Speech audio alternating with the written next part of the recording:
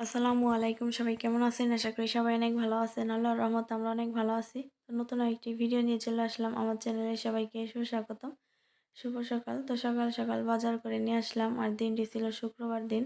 আর আজকে হচ্ছে ভাই আসার কথা ছিল, যে 6 বছর পর ভাই তার বোনের বাড়ি আসবো। এমনি বাড়ি থাকলে তো ঠিকই আসতো, যেহেতু প্রবাসে ছিল 6 বছর, তো 6 বছর পর হচ্ছে আজকে আসবো আমাদের বাড়ি। তো এই যে এখানে হচ্ছে আমি হালকা পাতলা কিছু বাজার টাজার করে আনছিলাম। এই যে এখানে হচ্ছে ধনেপাতা আনছিলাম, তারপরে সিলভার কাপ মাছ আনছিলাম, একটু লাল পোয়া মাছ আনছিলাম। তো বড় লাল পোয়া মাছগুলো আমার ভালো লাগে না, তো এই কারণে হচ্ছে ছোট মাছগুলাই আনছি আর কি। তো এখানে টমেটো আনছিলাম, তারপর হচ্ছে শাপলা, শুকনা মরিচ, আর হচ্ছে এখানে শসা, লেবু এগুলাই নিয়ে আসছিলাম বাজার থেকে আর কি। তো তারপরে যে সকালে নাস্তা টাস্তা করে যে রান্না করতে চলে আসছিলাম এখানে। রান্নার মানে ডালটা বসায় রেখে গেছিলাম আমি চুলায়, অনেক আগে রান্না করতে চলে আসছিলাম, মানে ডাল চুলায় বসায় তারপর হচ্ছে আমি বাজারে গেছিলাম। আর ওইখানে হচ্ছে আমি এই যে জিরা ভেজে নিছি, তারপরে ধুন্দুল সিদ্ধ করে রাখছিলাম, যে ধুন্দুল ভর্তা বানাবো।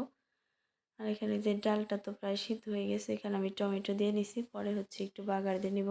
আর এখানে যে পেঁয়াজ আলু কেটে নিছি, তারপর হচ্ছে এই শুকনো মরিচ এখানে রাখছি যে ভর্তা বানাবো।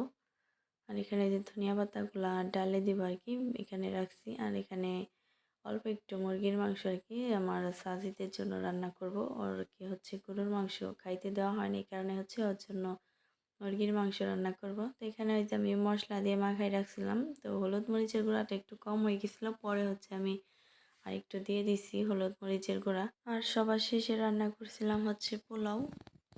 তো যাই হোক, এই যেখানে রান্না বান্না সমস্ত কিছু তো জোগাড় করে নিয়েছিলাম, আর রান্না বান্না করেও তাদেরকে খাওয়াইছি আর কি, আমার যতটুক ছিল। তো এই যে রাত্রেবেলা এখানে আমি এই যেগুলো গোছগাছ করতেছিলাম আর কি, ওই যে ভাই যা যা নিয়ে আইছিল এখানে। তো এখানে হচ্ছে যে ওদের জন্য চিপস, তারপরে চানাচুর, বিস্কুট আর সেগুলো নিয়ে আসছিলো। তো আর এখানে হচ্ছে যে ফল টল নিয়ে আসছিল, আপেল মালটা, এগুলো আর কি আমি সাজিতে করে রাখছি।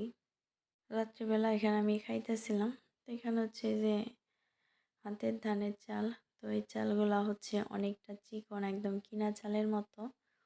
তো হয়তো ভিডিওতে একটুই দেখা যাইতেছে, কিন্তু সামনে থেকে কিন্তু অনেকটা চিকন আর লম্বা লম্বা মানে চালগুলো ছিল, ভাত হয়েছে। আর অমনভাবে চালগুলা ভাঙেও নাই, মানে অনেক সুন্দর লাগছে চালগুলা, যে কিনা চালের মতো এক হিসাবেই। তো যাই হোক, যেখানে আমি সন্ধ্যার পর খাইতেছিলাম, এখানে যে আমার পছন্দের মাছগুলা পোয়া মাছ, ওগুলো আর কি আমি টমেটো দিয়ে ভুনা করছিলাম, এগুলো দিয়ে খাইতেছিলাম। তো আজকের ভিডিওটি এখানেই শেষ করি। সবাই ভালো থাকবেন, সুস্থ থাকবেন। ধন্যবাদ সবাইকে।